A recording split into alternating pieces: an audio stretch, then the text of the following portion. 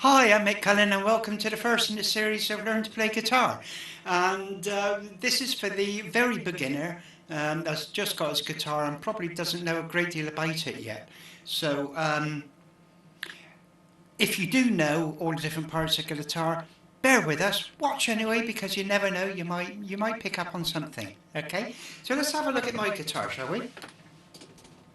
This being the main body of the guitar, and it's inside the main body behind this pick guard that is housed all the electrics and controls. This particular guitar has three pickups, and they're controlled by a 5-way toggle switch.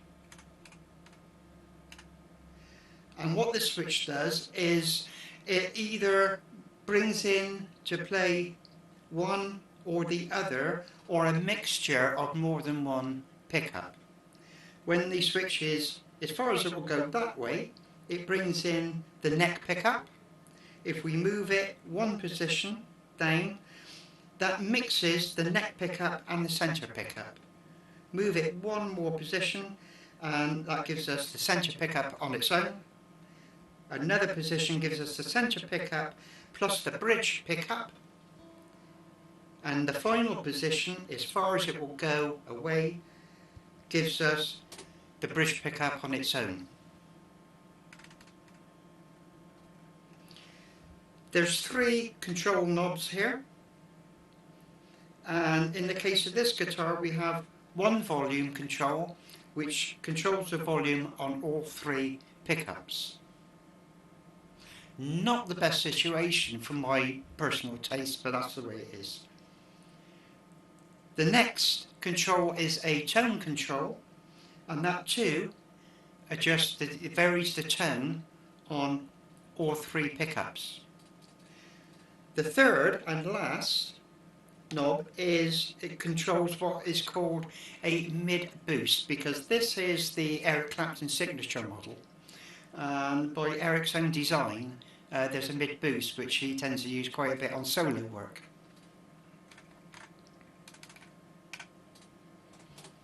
At the end of the body we have the bridge, and what this does is controls the length of the string. It's the bridge that actually cuts the string off at that particular point when it rests on the metal saddle of the bridge.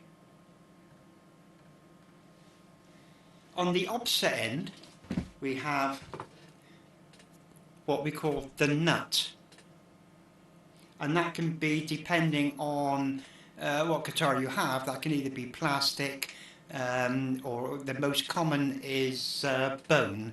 This is a bone nut on here, and that's doing a similar job to the bridge, whereas it determines the length of the string. It's at this point it rests on the nut that the string is actually cut off. So between the bridge and the nut determines the actual sounding function, if you like, of the string. Looking at this part here, we call this the neck, and on the face of the neck we have the fingerboard. For obvious reasons, that's where we place our fingers. Now you'll see at specific measured intervals, as we move up the neck, there are still frets.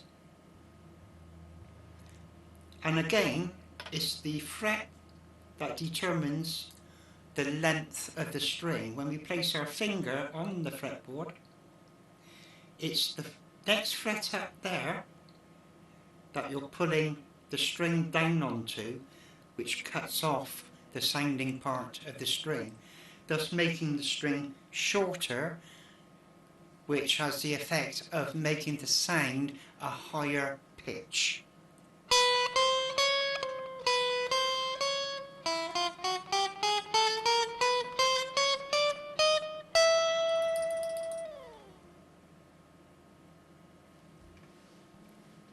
At the top end of the fretboard we have what we call the headstock.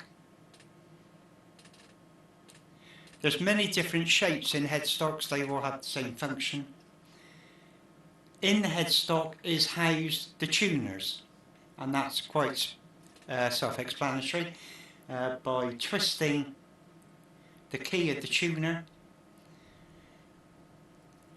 it puts more tension or less tension on the string, thus making the pitch that string makes higher or lower. So we're able to tune the guitar. Now, if you notice on this one, I've got a little metal clasp there, and what that actually does is the first and the second string, the string holder, the tuning peg, is quite a way away from the nut. So as the string goes through the nut to the tuner, there would actually be little tension pulling the string down into the nut. So I have this, for wanting of a better word, we'll call it a clip, and what you do is you push the string down, and that pulls the string down, putting tension on holding the string down into the nut, and that gives it a clearer, better sound. Standard electric guitar has 6 strings, and each string, we normally tune a guitar to what we call concert pitch. You need a code obviously for tuning your guitar, so when a band turns out to play, they're not all tuned to different pitches. So general rule is there are various forms of tuning, but the standard tuning is concert pitch.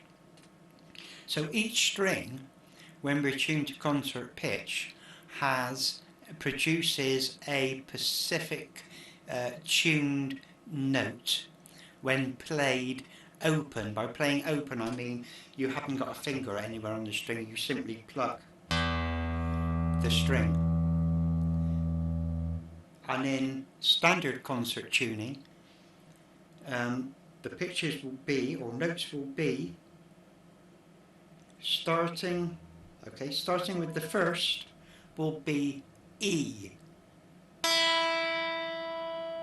The second string is B. The third string is G.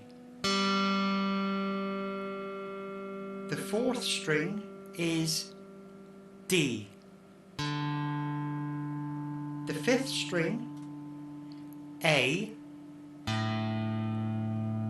And the sixth string, E. So you would have noticed by that we've got 2 strings which produce the same note but at a different pitch. One is what we call an octave above the other. E, E.